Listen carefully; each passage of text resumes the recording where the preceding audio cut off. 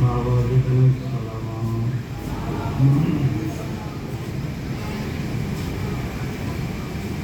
ما شاء الله لا حول ولا قوة إلا بالله العلي العظيم أعوذ بالله السميع العليم من الشيطان اللعين الرجيم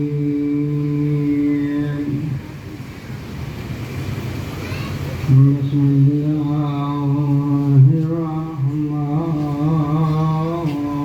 الرحيم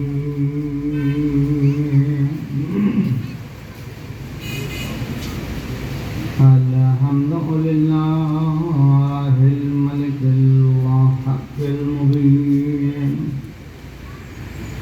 الصلاة والسلام على أشرف الأنبياء والمرسلين والسراج المضيء والكوكب الدري صاحب البحار والسكينة المدفون بأرض المدينة حبيب إله العالمين على عبد المؤيد والرسول المصدق والمصطفى الأمجد المحمود الأحمد أبي القاسم محمد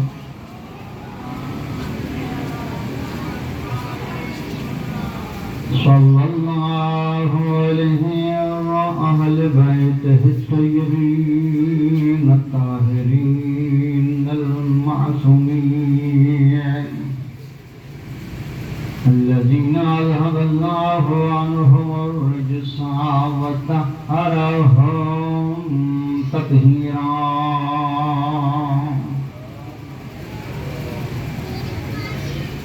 لا سيما على الإمام المنتظر والحجة الثاني عشر اللهم أجل فرجه الشريف ولعنة الله على أعدائهم ومنكر فضائلهم والعاصب يكوكهم أجمعين من يومنا هذا إلى يوم الدين وبعد يوم الدين أما بعد فقد قال سبحانه وتعالى بسم الله الرحمن الرحيم والضحى والليل إذا سجى ما ودعك ربك وما قلى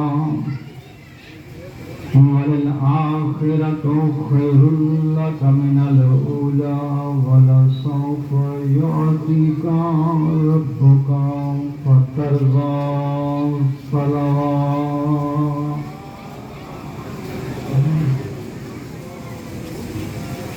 دعائے خالق کائنات آپ اس مقام پہ ہماری عبادت میں شمار فرمائے بار الہ ساتھ ہزار کو اپنی بارگاہ میں قبول فرما صدا خانہ کو تاکیان کہنے آل محمد آباد ارشاد فرما حاضرین کی تمام پریشانی دور فرما جو بیمار ہیں صحت کلی عطا فرما جو بے اولاد ہیں جناب یہ عزت و شکر میں اولاد نارینہ عطا فرما یا اللہ جو بے روزگار ہیں روزگار عطا فرما ان کی تمام پریشانیاں دور فرما بانیان کے شرعی مقاصد پورے فرما ان کی جان مال عزت آبرو کی حفاظت فرما رزق کاروبار میں برکت عطا فرما زندگیوں کو دراز فرما سوائے غم اہل بیت ہر غم سے محفوظ فرما شر جن و انس سے محفوظ فرما بیگم صاحب وصیت کلی عطا فرما انہیں طول عمر عطا فرما یا اللہ ملک شاہ مرحوم کے درجات بلند فرما انہیں غری کے رحمت فرما عالم برزخ کی نعمت نصیب فرما یا اللہ ہماری دعاؤں کو مستجاب فرما ہمارے گناہوں کی مغفرت فرما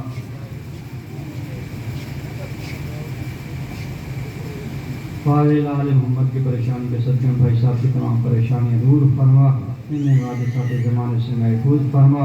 یا اللہ ہمارے والدین کے گناہوں کی مغفرت فرما، ہمارے مرحومین کے گناہوں کی مغفرت فرما، ہمارے امام کے ظہور میں تعجیل فرما، زیارت ولی اللہ سے نصیب فرما، حکومت کے امیال محمد عطا فرما۔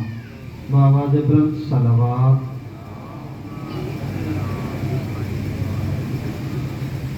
کیوں کر نہ کہیں اہل ولا یا علی مدد، کیوں کر نہ کہیں اہل ولا یا علی مدد، نام علی ہے نام خدا یا علی مدد، نام یا کیوں کر نہ کہیں اہل ولا یا علی مدد، نام علی ہے نام خدا یا علی مدد، طوفان و بطن مہی و زندان و آگ میں، طوفان جناب نوح، بطن مہی جناب یونس، زندان جناب یوسف، آگ جناب ابراہیم، طوفان و بطن مہی و زندان و آگ میں، ارے ہم کیا ہیں، انبیاء نے کہا یا علی مدد۔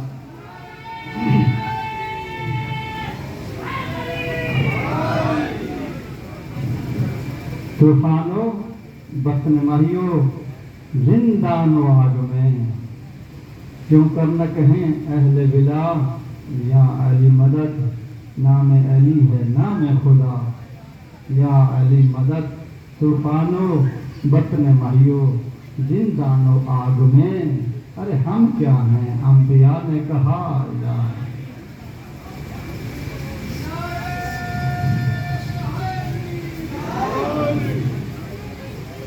سورہ مبارک والضحیٰ کی پہلی 5 آیتوں کی تلاوت کے شرف حاصل کیا میں نے۔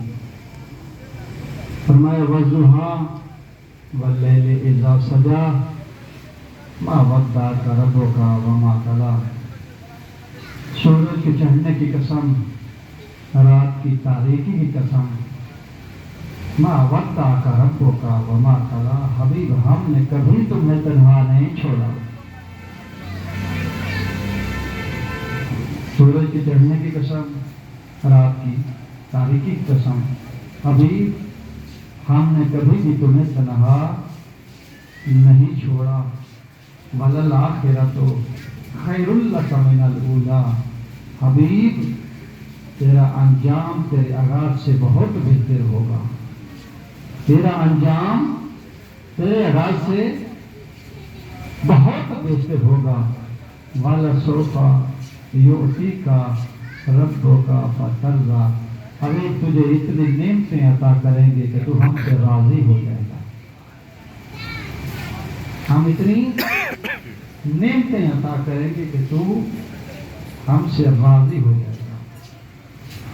آیت کی کہاں بتلاؤں آپ کو، جناب سلیمان علیہ السلام کی قرآن میں ایک دعا ہے، کہا ان اعمل صالحا ترضاہ، پروردگار کوئی عمل صالح بتا جسے میں کروں، اس کے کرنے سے تو مجھ سے راضی ہو جائے، کوئی عمل صالح مجھے بتا کہ جس کے میں کروں اور اس کرنے سے تو مجھ سے راضی ہو جائے۔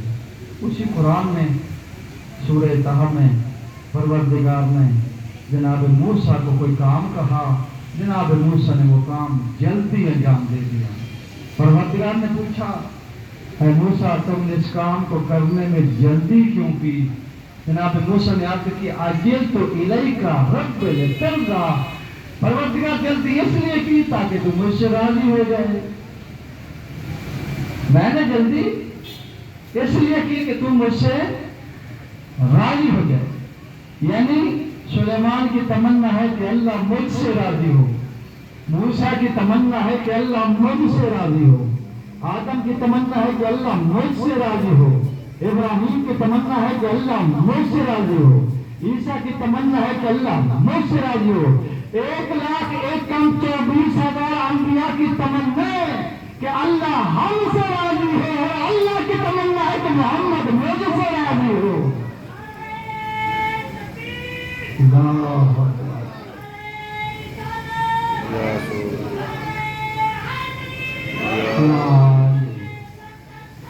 اللہ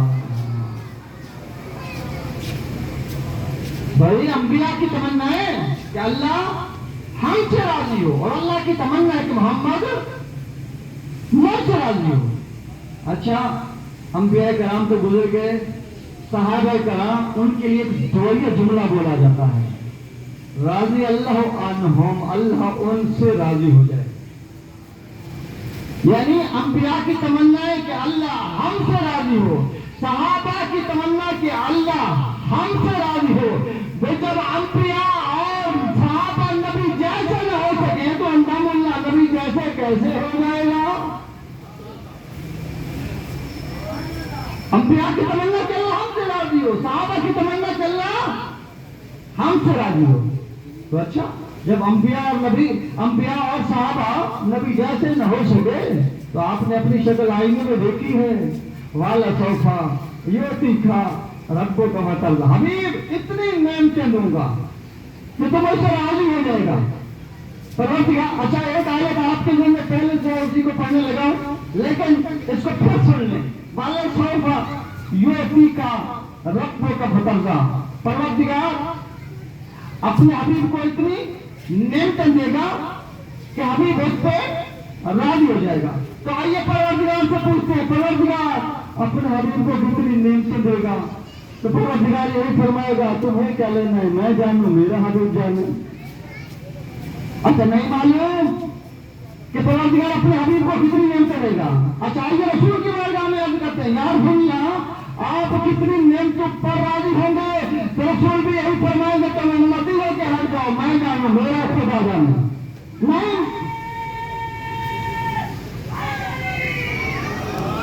نہیں معلوم کہ خدا کتنی نعمتیں دے گا اپنے حبیب کو، اور خدا کی قسم یہ بھی نہیں معلوم کہ رسول کتنی نعمتوں پر راضی ہوگا، لیکن اتنا معلوم ہے جب تک رسول راضی نہیں ہوگا نعمتیں آتی رہیں گی۔ بھائی نہیں معلوم خدا کتنی نعمتیں دے گا، یہ بھی نہیں معلوم کہ رسول کتنی نعمتوں پر راضی ہو، لیکن اتنا معلوم ہے کہ جب تک رسول راضی نہیں ہوگا نعمتیں آتی رہیں گی، اور جب رسول راضی ہو جائے گا تو نعمتیں تمام ہو جائیں گی۔ تو کبھی تمہیں نعمت کے تمام ہونے کا حکم آیا، ہاں گدیے میں آیا، السلام علیکم نعمتی، علی کی ولایت پر نعمت تمام ہو گئی۔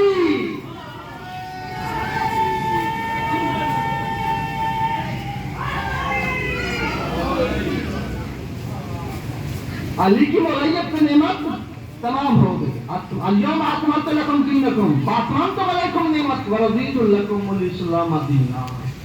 آج کے دن دین مکمل ہو گیا، حبیب تم پر نعمتیں تمام ہو گئی، تم پر نعمتیں۔ علی کی ولایت رضائے محمد، ذہن میں رکھیے گا، علی کی ولایت رضائے محمد۔ نعمتیں کہاں تمام ہوئی؟ غدیر کے میدان میں۔ دین کہاں کام ہوا؟ غدیر کے میدان میں۔ اچھا دیکھیے، غدیر میرے نبی کی زندگی کا آخری اہم واقعہ ہے۔ غدیر میرے نبی کی زندگی کا بلکہ دو ہی واقعات ہیں اہم واقعات نبی کی زندگی کے، ایک پہلا جسے دعوت ذوال شیرہ کہتے ہیں، اور ایک آخری جسے غدیر کہا جاتا ہے۔ اگر یوں کہوں تو پیدانا ہوگا کہ پیغمبر کی زندگی ذوال شیرہ سے شروع ہوئی، غدیر پر ختم ہو گئی۔ بھائی نبی کی زندگی کو پھیلاؤ تو سینکڑوں واقعات، ہزاروں واقعات، لاکھوں واقعات، کروڑوں واقعات، 20 جلدیں 21 جلدیں سیرت نبی پر لکھی گئی، لیکن اگر نبی کی زندگی کو سمیٹا تو دو لفظوں میں آ جائے، ذوال عشیرہ سے غدیر تک۔ نبی کی زندگی ذوال عشیرہ سے شروع ہوئی، غدیر پر ختم ہو گئی۔ بھائی ذوال عشیرہ میں، ذوال عشیرہ جو بات سنیے گا، ذوال عشیرہ میں مجمع جمع کیا تھا علی نے، حوالے کیا تھا نبی کے، اور غدیر میں مجمع جمع کیا نبی نے، حوالے کیا علی کے۔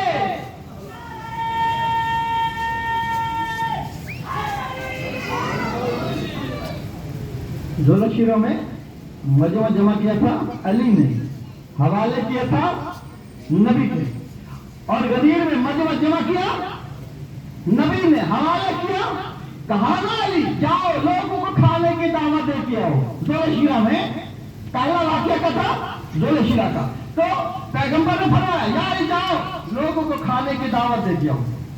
مولا کا نام کیا کھانے کی دعوت دی. لوگ کھانے پہ جمع ہو گئے. پیغمبر نے سب کو کھانا کھلایا اور کھانا کھلانے کے بعد کام محمد یتکلم پیغمبر اٹھے بات کرنے کے لیے. پیغمبر کو اٹھنا تھا. کام ابو لہب اٹھ کے کھڑا ہو گیا. کہنے لگا تھوڑے سے کھانے میں میرا بھتیجا سب کو کھلا رہا ہے. یہ جادوگر کی بات نہ سننا. چلو جا رہے تھے میرے نبی نے پکار کے کہا سنو کل پھر کھانے پہ آ جانا. اس بات کو سب نے سن لیا. اس بات کو سب نے سن لیا. پھر کھانے میں جمع ہو گئے. پیغمبر نے پھر کھانا کھلایا. کھانا کھلانے کے بعد کہا محمد نبی کھڑے ہوئے بات کرنے کے لیے. بات نبی کا کھڑا ہونا تھا. کام آمولہ ہے. دوسرے دن بولا پھر کھڑا ہو گیا. کہا میرے بھتیجے کی بات نہ سننا ورنہ سب کو گمراہ کر دے گا. چلو جب جا رہے تھے نبی نے پھر پکار دے گا سنو کل پھر کھانے پہ آ جانا. کل پھر کھانا.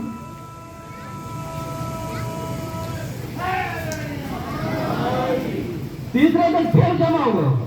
اچھا اب تاریخ میں اختلاف ہے. 3 دن کا واقعہ ہے یا 4 دن کا. اب تاریخ میں اختلاف ہے. اچھا یہاں روک کے آپ سے میں ایک جملہ کہنا چاہتا ہوں. وہ یہ کہ ابھی پیغمبر نے کوئی گفتگو تو نہیں کی. پیغمبر نے کوئی خطبہ تو نہیں دیا. پیغمبر نے کوئی اعلان تو نہیں کیا. یہ ابو لہب کو کیسے خبر ہو گئی کہ رسول کیا کہنے والا ہے؟ بھائی ابھی پیغمبر نے کوئی اعلان نہیں کیا, کوئی بات نہیں کی, کوئی کلام نہیں کیا. یہ ابو لہب کو کیسے خبر ہو گئی رسول کیا کہنے والا ہے؟ تو مجھے حیرت ہوتی ہے اس کی ذہانت پر. بھائی آج سے سمجھنا تاریخ میں بہت کم گزرے ہیں. کوئی سمجھ جاتا ہے کہ کیا کہنے والے ہیں, کوئی سمجھ جاتا ہے کیا لکھنے والے ہیں.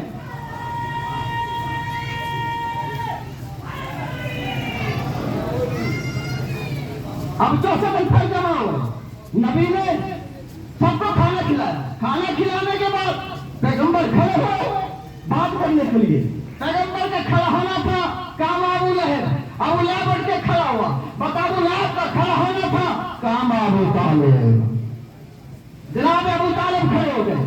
ابو طالب ابو لہب کو دیکھ کر کہنے لگے احمد خاموش ہو جا. مالا کہا اپنی حیثیت کو پہچان میرے بھتیجے کی شان کو دیکھ. اپنی حیثیت کو پہچان میرے بھتیجے کی شان کو دیکھ. ابو طالب نے ابو لہب کو ڈانٹ کے بٹھا دیا. اب مڑے مجمع کی جانب. ایک مرتبہ مجمع کو دیکھ کر ابو طالب کہنے لگے واللہ لا یقومن منکم احد حتی یتکلم ابن اخی محمد. واللہ خدا کی قسم تم میں سے کوئی اٹھے گا نہیں جب تک میرے بھتیجے محمد تم سے بات نہ کر لے.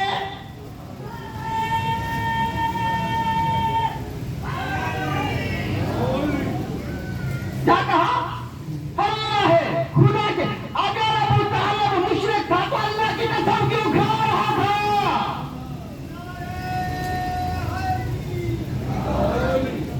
واللہ لا یقومن منکم احد حتی یتکلم ابن اخی محمد. واللہ خدا کی قسم تم میں سے کوئی اٹھے گا نہیں جب تک میرا بھتیجا محمد تم سے بات نہ کر لے. ایک مرتبہ ابو طالب نے مجمع کو ڈال کے بٹھا دیا. ابو لہب بیٹھ گیا. مجمع بیٹھا ہوا ہے. اب مڑے بھتیجے کی جانب. جناب ابو طالب بھتیجے کو دیکھ کر پیغمبر کو دیکھ کر فرمانے لگے قم یا سیدی و مولائی. بھائی زولا شیرہ ہے. زولا شیرہ دے دیکھے گا. زولا شیرہ ہے. کیا قم یا سیدی و مولائی. ابو طالب نے کہا اے میرے سید و سردار محمد, اے میرے مولا و آقا محمد. کون کہہ رہا ہے؟ ابو طالب کہہ رہا ہے. کس کو کہہ رہا ہے؟ پیغمبر کو کہہ رہا ہے. کیا قم یا سیدی و مولائی. اے میرا سید و سردار محمد, اے میرے مولا و آقا محمد. بھائی زولا شیرہ ہے. زولا شیرہ میں ابو طالب نے کہا محمد تم میرا مولا ہے. اور حدیث میں محمد نے کہا من کنت مولا فعلی یہ مولا.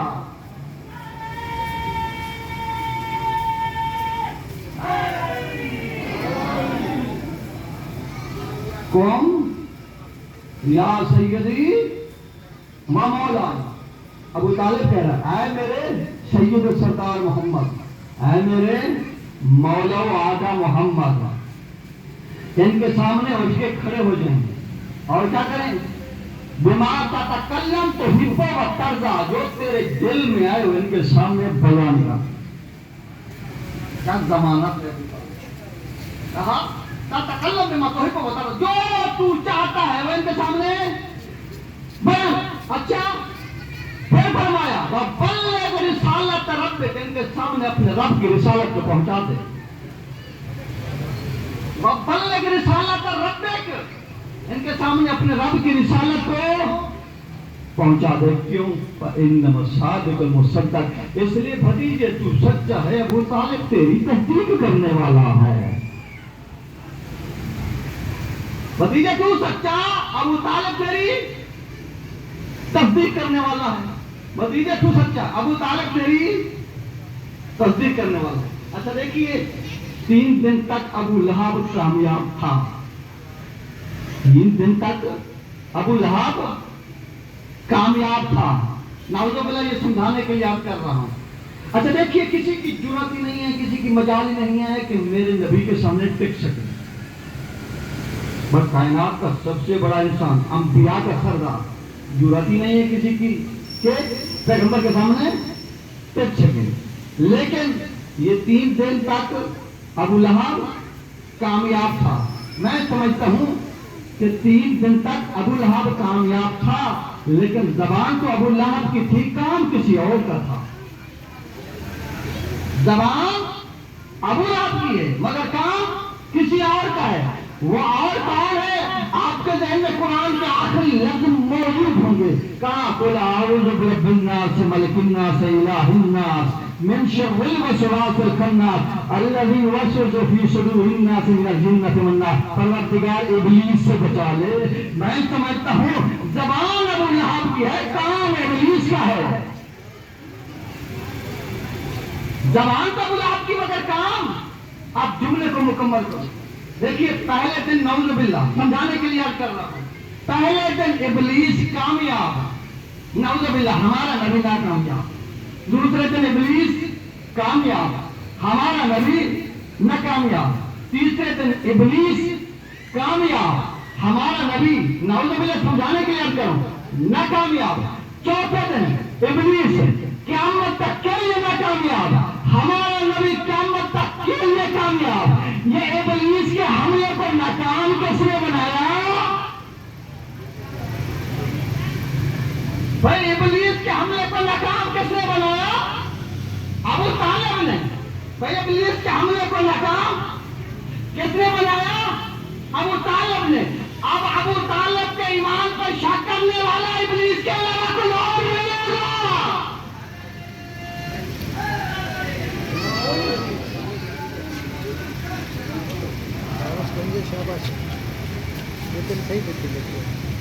اچھا یہ جو کفر ابو طالب ہے، یہ دنیا نے ایک دروغن نکالا تھا علی کو ذہنی اذیت دینے کے لیے۔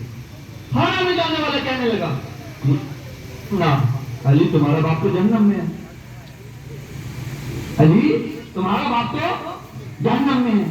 مولا کائنات نے سنا، نظر انداز کر۔ اچھا دیکھیے یہ مارے جسمانی جو ہے نا اس کی اذیت کم ہوتی ہے، لیکن مار ذہنی اس کی اذیت زیادہ تکلیف دہ ہوتی ہے۔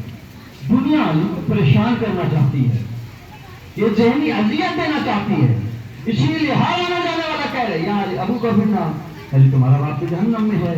اچھا علی نے سنا، نظر انداز کر دیا، علی نے سنا، نظر انداز کر دیا۔ اچھا دیکھیے یہ بتائیے کہ مسلمانوں کا عقیدہ کیا ہے؟ جنت و جہنم ملے گی قیامت کے بعد۔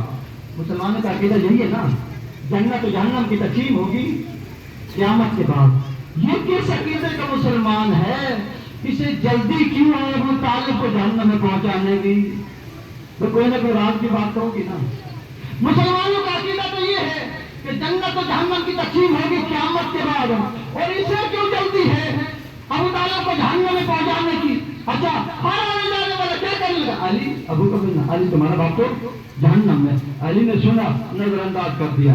اچھا کوئی بات کرے تو اس کا ضروری نہیں ہوتا کہ جواب دیا جائے, لیکن کوئی ایسا بھی ہوتا ہے کہ جس کی بات کا جواب دینا ضروری ہو جاتا ہے. ایک نے کہا کہ علی ابو کا بن, علی نے سنا, نظر انداز کر دیا. دوسرے نے کہا علی ابو کا بن, علی تمہارا باپ تو جہنم میں. مولا کائنات نے سنا, نظر انداز کر دیا. لیکن کوئی ایسا آ گیا جو اہم تھا اور آ کر کہنے لگا یا علی ابو کا فنار. علی زمین کھود رہے تھے, خدانا زمین پہ رکھا, اس کی آنکھوں میں آنکھوں ڈال کے کہا علی کو تم کہہ رہا ہے کہ تیرا باپ جہنم ہے, آنا قسیم الجنت والنار, میں ابھی فنار, اور میں جنت و جہنم کا تقسیم کرنے والا ہوں. کیا اپنے باپ کو جہنم میں بھیجوں گا؟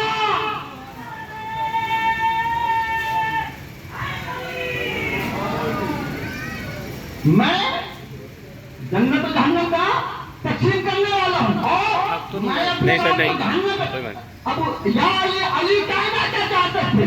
علی کہنا یہ چاہتے تھے کہ میرے باپ کی فکر نہ کرو, اپنے باپ داداؤں کی فکر کرو. آنا قسیم الجنت والنار, میں ہوں جنت و جہنم کا تقسیم کرنے والا. اچھا دیکھیے, کربلا میں امام حسین کے پاس دو میراثیں تھیں, ایک امامت, دوسری خون. امامت میراث محمد ہے اور خون میراث ابو طالب.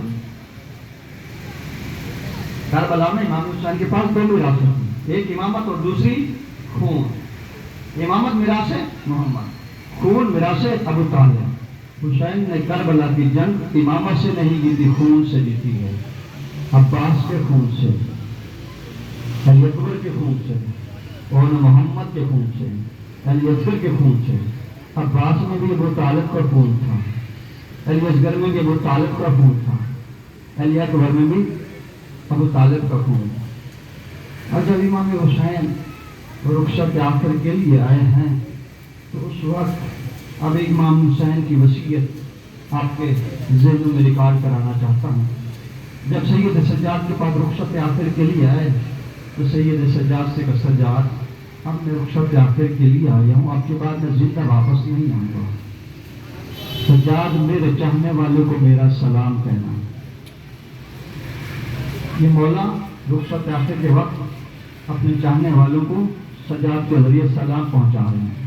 پھر کہا, سجاد میرے چاہنے والوں کو کہنا, یا شیعتی ماما اس شرط مذبمائن فذکرونی, میرے چاہنے والوں جب کبھی ٹھنڈا پانی پیو تو پہلے میری پیاس کو یاد کرنا. میرے چاہنے والوں جب کبھی ٹھنڈا پانی پیو تو پہلے میری پیاس کو یاد کرنا. کہا لو تکم فی یوم عاشورا, او میرے چاہنے والوں کاش کہ تم 10ویں کے دن ہوتے. تم دیکھتے ہو میں کیسے 6 مہینے کے لال کو پانی پلانے کے لیے جاتا ہوں, اور میرے 6 مہینے کے لال پانی کے بجائے تیر چھتم کھاتا ہے. کہا او سمیتم بقتیل او غریب فانتبونی, او میرے جاننے والوں جب تم تک کسی غریب کے قتل کی خبر آ جائے تو پہلے مجھ پر نتبہ کرنا, پھر اس غریب کا گریہ کرنا. یہ مولا کی وصیت ہے. کہا اور سمے تم بقتیل او غریب فانتبونی, جب تم تک کسی غریب کے قتل کی خبر آ بھی جائے تو پہلے مجھ پر نتبہ کرنا, پھر اس غریب پر گریہ کرنا. نتبہ کے معنی رونا نہیں ہے, نتبہ کے معنی مرنے والے کے فضائل کو یاد کر کے چیخ چیخ کے رونا. کہا میرے چاہنے والوں بے جلد خیل تاکونی, مجھے قتل کر کے چھوڑا نہیں گیا بلکہ مشرق کے گھوڑے مغرب کو دوڑا دیے, شمال کے گھوڑے جنوب کو دوڑا دیے. حجر کمل آزاد عصر عاشور شہداء کا امتحان ختم ہو گیا, اور ایک مرتبہ صبح عاشور ہوئی. عمر سعد اپنے نجس کشتوں کو دفن کرتے رہا, لیکن فرزند رسول کا کسی نے خیال نہیں کیا.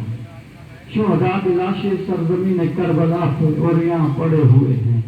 جناب زینب نے کہا اما فضا جاؤ پسر ساس سے کہو ہمیں اتنی اجازت دے دو کسی اور کو نہ صرف فرزند رسول کو دفن کر لیں. جناب فضا گئی لیکن روتی ہوئی واپس آئی. کہا اما میں نے تو آپ سے اجازت حسین کے لیے بھیجا تھا, آپ گریہ کر رہی ہیں. جناب فضا نے سر پیٹ کے کہا تو کہتی ہے کہ دفن حسین کی اجازت لے آؤں, وہ ظالم کہتے ہیں ہمیں مسلمانوں کی لاشوں کو دفن کرنے کا حکم ملا ہے. جناب زینب نے سر پہ ماتم کر کے مدینے کی طرف روک کر کہا نانا کربلا میں دیکھ وہ جو تیری جوش کا سوار تھا اسی حسین کو آپ تیری امت مسلمان بھی نہیں سمجھتی. حضرت اللہ عذاب کچھ دیر گزری تھی تو شبر مرون پہ کجاوا اونٹ لیے ہوئے حسین کے اہل بیت کی طرف آیا. ایک مرتبہ کہنے لگا ہے حسین کے اہل بیت تم ہماری قید میں آؤ, ہم تمہیں اونٹ پر سوار کر لیں. ایک مرتبہ یہ کہنا تھا بنت علی کو چلا لگا, کہا ظالم تو پہچانتا ہے ہم رسول ذاتیہ ہے, ہم زہرا کی بیٹیاں ہیں, ہمیں نامحرم نہیں سوار کر سکتا, اونٹوں کو بٹھا دو ہم خود سوار ہو جائیں گے. عزادار اونٹ بٹھا دیے گئے. جناب زینب آگے بڑھی, کہا ام لباب آؤ آج زینب سوار کرائے گی. ام لیلا آپ بھی آئیے آج زینب سوار کرائے گی. اور ایک مرتبہ کا ام کلثوم آپ بھی آؤ آج زینب سوار کرائے گی. آخر میں کہا اما فضا آپ بھی آئیے آج زینب سوار کرائے گی. ایک مرتبہ جناب فضا نے کہا جناب زینب سے کہ ایسا نہیں ہو سکتا, پہلے آپ کو سوار کراؤں گی پھر میں خود سوار ہو جاؤں گی. کہ اما تجھے ماں زہرا کا واسطہ آج مجھے سوار کر لینے دے. دادا جناب فضا کو جب سوار کر لیا ایک مرتبہ تنہا رہ گئی. پھر آپ کی طرف روک کر کے کہ ابا جب مدینہ سے چلی تھی تو نے سوار کیا تھا, آج ایک تیری شہزادی کھڑی ہوئی ہے, کوئی سوار کرنے والا نہیں ہے. پھر مکتب کی طرف مڑ کے کہا اکبر قاسم آؤ تمہاری پھپھی پر حرام میں سر کھڑی ہوئی ہے. سچائی سید سجاد آگے بڑھے پھپھی اما کون رہ گیا, آؤ میں سوار کرا لوں. عزادہ نے تمہیں بہت پہ سوار ہوئی اور بیوی جب مکتب سے گزری تو جناب زینب امام حسین کی لاش ایسے اونچے اتری جیسے عباس گھوڑے سے اترا تھا. عزادہ نے ایک مرتبہ جناب عباس میں اور جناب زینب کو کندھے میں بڑا فرق ہے, اس لیے جب عباس اترا تھا تو گھوڑے سے اترا تھا. جناب زینب جب اونچے اتری ہاتھ پھنکے ہوئے تھے. حضرت عزادہ جناب عباس مرد تھا, جناب زینب مستور تھی. ایک مرتبہ امام حسین کی لاش پہ آ کے کہا انت الحسین, کیا میرا بھائی حسین تو ہے؟ ایک مرتبہ جناب حسین کے کٹے ہوئے سر سے آواز آئی, میں پہچان میں حسین ہوں, زہرا کا لال میں ہوں, دوش نبی کا سوار میں ہوں. اتنا کہنا تھا. ایک مرتبہ کہا انت ایسی اختی زینب کہ تم میری بہن زینب تو